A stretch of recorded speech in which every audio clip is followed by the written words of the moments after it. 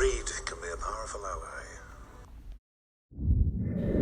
Hey everyone, welcome back to another video. First off, I would like to thank you all for helping me reach over 350 subscribers.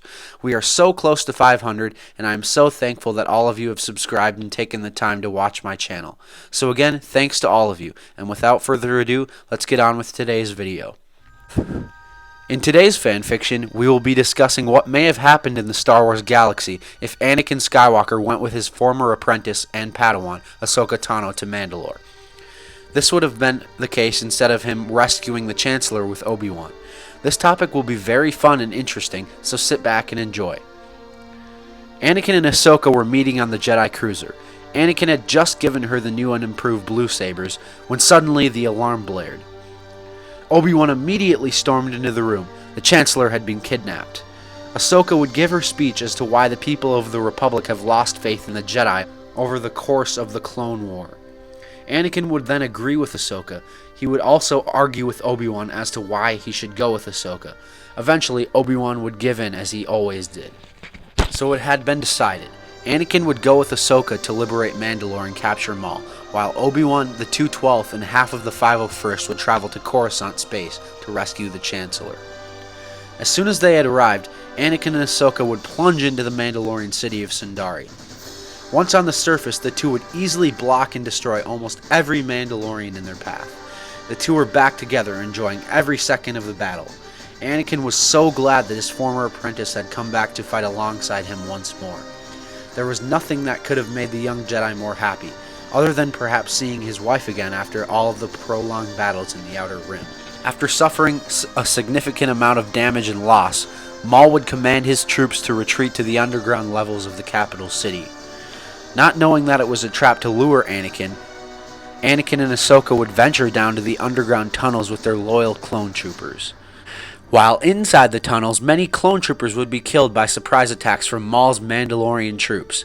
Anakin was becoming angry that many of his men were being slaughtered.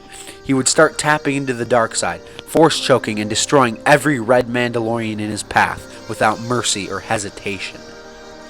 Ahsoka quickly realized what had come over her former master, and she would encourage him to calm down and reassured him that they would have Maul captured and put behind bars soon.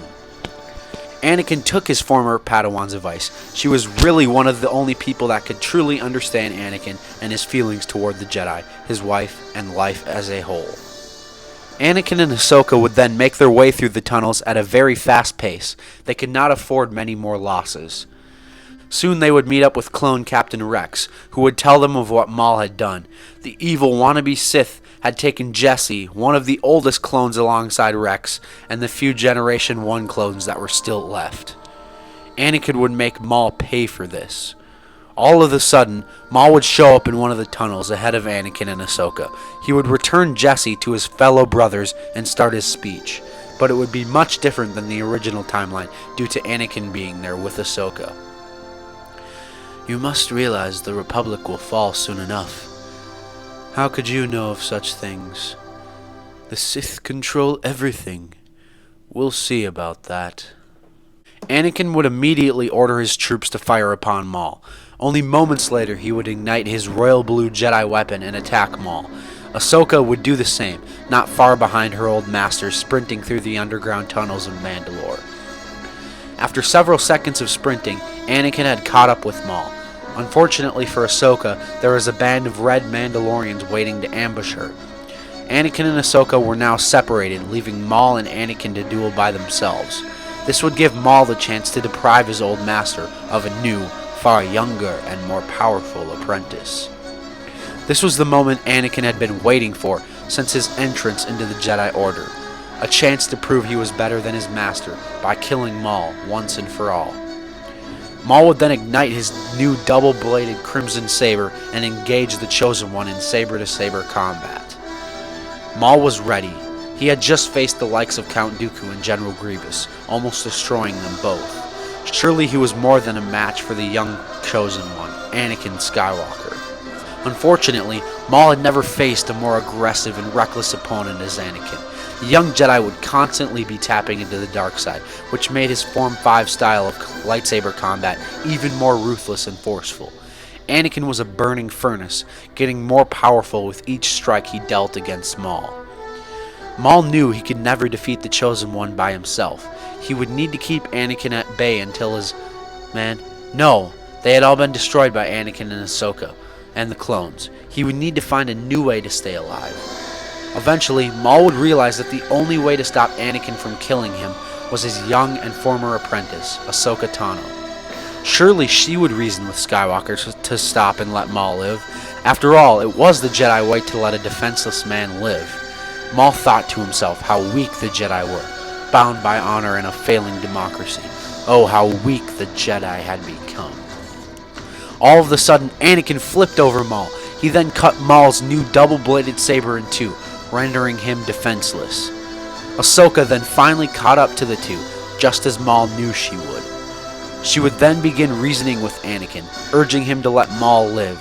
She began telling him why they came there in the first place, to capture Maul and turn him over to the Jedi Council, because he surely knew information about the secret Sith Lord, Darth Sidious.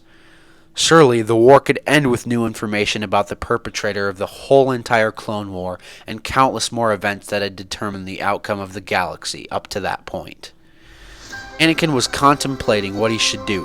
One part of him knew that it wasn't the Jedi way to kill Maul, but the other side of him was trying to convince him that he deserved the chance to one-up his master and prove himself to the Jedi Council. What would young Anakin Skywalker choose? And that's a wrap for today's fan fiction, everyone. As always, I hope you enjoyed it. I would also like to apologize for not uploading videos in the last few weeks. I've had a lot of schoolwork and have always been busy with sports, but now we're going to get back on track as much as possible. Please let me know what you would like to see happen in part 2 down below in the comments. Be sure to like and subscribe so I continue to make these awesome stories for you guys. And as always,